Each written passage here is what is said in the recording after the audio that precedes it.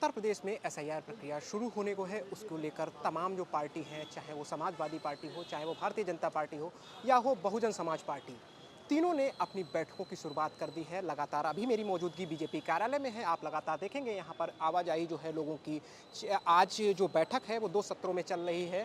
पहले सत्र की बैठक खत्म हो चुकी है और दूसरे सत्र की बैठक यहाँ पर चलती नजर आ रही है। लोग निकलते हुए जाते हुए नजर आ रहे होंगे। ये बैठक आज मुख्य रूप से कहा जा सकता है, ये खास मायने इसके ये निकाले जा सकते हैं कि एसआईआर प्रक्रिया को लेकर जो तमाम जो जिले के जो 75 जिले हैं उनसे उनके जिलाध्यक्ष आ जाए हैं, जिला अध्यक्ष आए हैं और उनको लेकर ये बैठक जो है अति महत्वपूर्ण बताई जाती है कि उनको दिशा निर्देश दिए जाएंगे एसआईआर प्रक्रिया को कैसे पूर्ण रूप से जो है सफल बनाया जाए उसको लेकर। और बात कही जाए तो अब जो वंदे मातरम जो गीत है उसके 150 वर्ष जो हैं वो पूरे हो चुके हैं। उसको लेकर भी जो 18 ज़िले हैं उसमें एक बड़ा बृहद स्तर पर अभियान चलाया जाएगा और यात्रा निकाली जाएगी, तो उसको लेकर भी ये बैठक अहम मानी जा रही है। और बाकी अगर बात करें, पंचायत चुनाव नज़दीक है, विधानसभा चुनाव 2027 की अगर बात कही जाए उसको लेकर भी ये जो बैठक है अहम मानी जा रही है। एक बार फिर आपको बताते चलें, ये 2 सत्रों में ये बैठक की जा रही है, जहां पर भारतीय जनता पार्टी कार्यालय में तमाम जिले के जो 75 जिले हैं उसके पदाधिकारी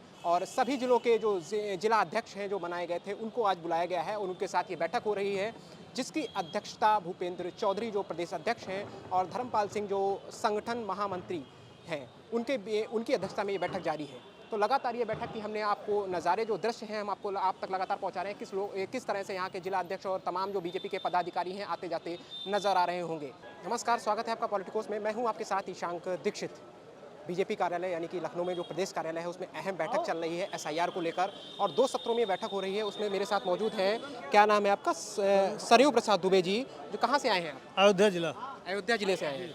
क्या कुछ बैठक में क्या कुछ हुआ, क्या कुछ दिशा निर्देश मिले? नहीं, ये जो एसआईआर का कार्य चलने वाला है इसको हम लोग सरकार का सहयोग करते हुए, बीएलओ का सहयोग करते हुए सही ढंग से काम करें, सही वोटर लिस्ट बने। मतलब बीएलओ का जो कार्य है उसमें सहयोग करें पूरा? नहीं, बीएलओ के कार्य में सहयोग करते हुए सही वोटर लिस्ट का का निर्माण हो। अच्छा, और चुनाव को लेकर कोई अहम दिशा निर्देश मिले हों? नहीं, अभी चुनाव की ऐसी कोई बात नहीं है। कोई दिशा निर्देश नहीं? नहीं, अभी कुछ नहीं। अच्छा, आप क्या हैं अयोध्या में? मैं जिला उपाध्यक्ष हूँ। जिला उपाध्यक्ष जी। आप जिला उपाध्यक्ष हैं अयोध्या से जी। आप बस एसआईआर लेकर मुद्दे को लेकर ही अहम बैठक की है? एसआईआर आप पहले सत्र में थे दूसरे? जी, पहले सत्र में थे। कितने घंटे ये बैठक हुई? लगभग 2 घंटे। 2 घंटे की लगभग बैठक हुई। ठीक है, आपका बहुत बहुत धन्यवाद।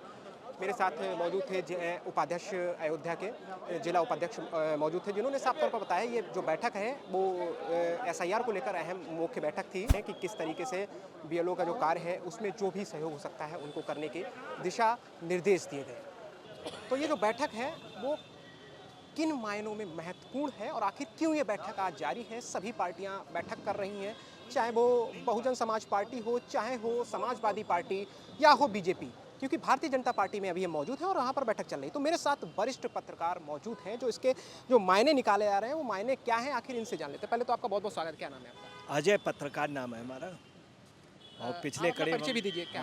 करीब 40 साल से मैं पत्रकारिता कर रहा हूँ और 35 साल से मैं पत्रकारिता पढ़ा रहा हूँ। इस समय मैं दिल्ली में हूँ और लखनऊ आया हूँ। लखनऊ में ख़ासतौर से अपने चैनल की यहाँ पर हम लोग वो रख रहे हैं, उसका नया फाउंडेशन यहाँ बनवा रहे हैं। ठीक है, देखिए मैं आपको बता दूं, आज ये बैठक किस लिए महत्वपूर्ण है? देखिए मैं आपको बता रहा हूँ इस बैठक क्यों की गई। हकीकत ये है कि बीजेपी जो 2014 में आई थी बिहार में, वो टेक्निकल वोटिंग की वजह उसको उन्होंने दिया पन्ना प्रमुख। मिस्टर बीएल संतोष जो आरएसएस थे वो बीजेपी में इसलिए लाए गए क्योंकि बीएल संतोष ने सबसे पहले पन्ना प्रमुख का खाका तैयार किया था और अमित शाह ने। अब इस पे ये इधर फेल्योर हुए हैं। हुआ क्या है, बिहार में अभी ये मात खा गए बीजेपी वाले। वो इस बात पे मात खा गए कि वहाँ पर था इतने बांग्लादेशी, सुप्रीम कोर्ट ने दखल किया और विपक्ष उसमें यूनाइट हुआ, तो रिजल्ट ये रहा कि जितने ज़्यादा इनको वोट अवैध करने थे वो नहीं हो पाए सुप्रीम कोर्ट के। इधर दिल्ली में भी यही हुआ कि दिल्ली में बीजेपी ने बड़ी कोशिश की थी कि हम वोटों पे, मगर केजरीवाल भी होशियार है। केजरीवाल ने यहाँ तक किया, एक एक मकान नंबर पर पता चला कि 150 लोग एक ही मकान नंबर के ABC कर दिए गए। रहता कोई नहीं मगर 150 लोग उसमें थे। तमाम मुस्लिम्स को भी केजरीवाल ने वोटिंग के लिए नोएडा के, ये सच है, और बाहरी बांग्लादेशियों के लिए भी उसके बाकायदे उन्होंने पैकेज बांटे। अमानतुल्लाह खान ने पैकेज जो बांटे उसका बाकायदे उल्लेख भी, FIR भी हुई कई लोगों पर। अब यूपी में क्या हुआ था, यूपी में 2024 में बीजेपी बुरी तरह से मात खा गई।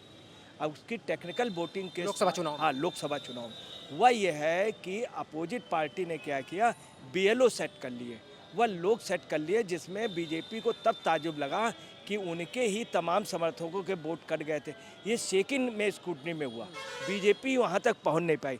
इस समय बीजेपी ये जानती है कि अगर हमको चुनाव जीतना है तो यूपी में अभी तक तैयारी, मैं आपको बता रहा हूँ, विशुद्ध रूप से ये मीटिंग और चीज़ें भटकाने की है, पब्लिक का ध्यान देने के लिए, ये सिर्फ SIR के लिए हो रही है।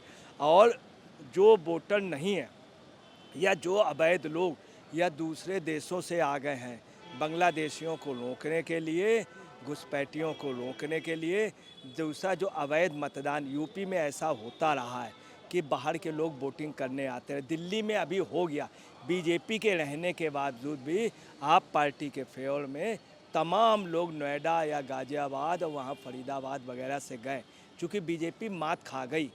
अब बीजेपी ने इसीलिए किया कि हम ऐसा वो कर लें। और एक योजना ये है, आपने देखा होगा कल वो भी आ गया कि इतने वोट डुप्लीकेट है। अब क्या होगा कि यूपी के अंदर आप ये निश्चित मान के चलिए लगभग 80-90 लाख वोट जो है और वो लगभग अवैध होगा। और अगर वो रुक गया तो बीजेपी की जीत को कोई भी रोक नहीं पाएगा। इसकी कोशिश वो भी करेंगे। अगर अवैध घुसपैठिए वाली बात आएगी तो उसमें बेनिफिट बीजेपी का होगा। अब आपको मैं एक कटु सच बता रहा हूँ, हकीकत है घुसपैठिए आज से नहीं, बहुत पहले से हर सरकार उसको लाए। हकीकत यह है कि फखरुद्दीन अली अहमद इसलिए बनाए गए थे राष्ट्रपति कि उनके ज़रिए बंगाल में और आसाम वगैरह में काफ़ी घुसपैठियों को वोटिंग के राइट मिल गए थे। फैक्ट है, ममता बनर्जी भी खुलेआम वकालत करती हैं कि उनको दिया।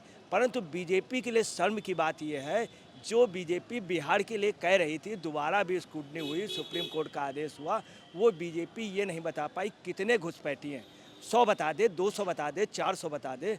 अब बीजेपी चूँकि इसमें मात खा गई थी बिहार में, हालांकि बिहार में बहुत कांटे की फाइट चल रही, कौन जीतेगा ये नहीं कहा जा सकता है। विपक्ष कह रहा है कि ये जो SIR है हमारे वोटरों को काटने के लिए किया जा रहा है। बिल्कुल ये सच है, ये कटु सच है कि SIR अगर लागू होगा, देखिए SIR को कोई रोक नहीं सकता है, चूँकि कोर्ट भी, इलेक्शन कमीशन भी, सबकी मजबूरी होगी, चूँकि संविधान में है कि अवैध घुसपैठिया या विदेशी नहीं आप वोटिंग कर सकते। अब क्या है, इसमें कोई शक नहीं, विदेशी घुसपैठियों को प्रश्रय दिया गया, कांग्रेस ने भी दिया, ममता बनर्जी उसी बेस पर है। केजरीवाल का सिर्फ OP नहीं था, अमानतुल्लाह खान ने पैकेट बांटे थे। तो इनकी मजबूरी है, बीजेपी जानती है कि ये वोटर जो हमारे पास बांग्लादेशी है, इसकी बहुत अच्छी तादाद मैं आपको बता रहा हूँ, हर ज़िले में बांग्लादेशी बहुत अच्छी तादाद में हैं।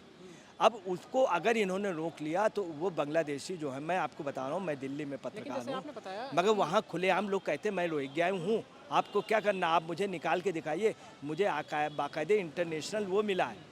तो समस्या ये है, अगर इसमें बीजेपी सफल हो गई, इसी की आड़ में ये भी होगा जो इनको वोट नहीं देते थे, जिनकी संदिग्ध नागरिकता उस प्रदेश की थी, जैसे रहने वाला लखनऊ का है और वो अगर आजमगढ़ में दिखला रहा है तो उसके उस पर थोड़ा बहुत टेक्निकल वो किया जा सकता है, या बिहार का है तो ये होगा एक बिहार में भी मतदाता, तो इससे बेनिफिट बीजेपी को होगा। और जी ठीक है, आपकी बात ठीक है, लेकिन एक तरीके से ये भी तो कहा जा सकता है जितने फर्जी वोट हैं उनको काट रही बीजेपी है, ठीक काम नहीं है। हाँ, ये काम ठीक है, परंतु बीजेपी SIR के जरिए फर्जी जो वोटर हैं वो कट जाएंगे। बहुत अच्छा, जैसे बीजेपी ने आपको बतला रहे हैं, जैसे बीजेपी ने राम मंदिर का किया, उनके इशू में था, कश्मीर वाला इशू बहुत अच्छा था। कश्मीर वाले इशू में मैं आपको बता दूं, मायावती ने सबसे पहला समर्थन किया था, कांग्रेस में जिसने विप जारी किया था, सांसद ने जारी करना, उसी ने समर्थन कर दिया कि 370 ठीक हटाए गए।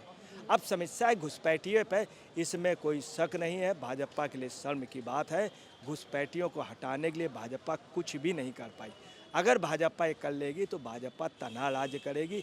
दूसरी आपको बता रहे हैं, वोट जो सबसे ज़्यादा देता है वो बांग्लादेशी एक योजनाबद्ध तरह से वित्त स्कीम, मैं आपको बता रहा हूँ दिल्ली में ऐसा हुआ, एक बांग्लादेशियों के ये पोजीशन थी, रोहिंग्याओं के, उनके पास आई कार्ड थे, उनके पास पैन कार्ड थे, उनके पास राशन कार्ड थे, उनके पास सब कुछ था। वहीं रहने वाले बंगलो वालों के पास ना आधार कार्ड बड़ी मुश्किल में मिला, ना उनके पास वोटर आईडी थी, कुछ भी नहीं था।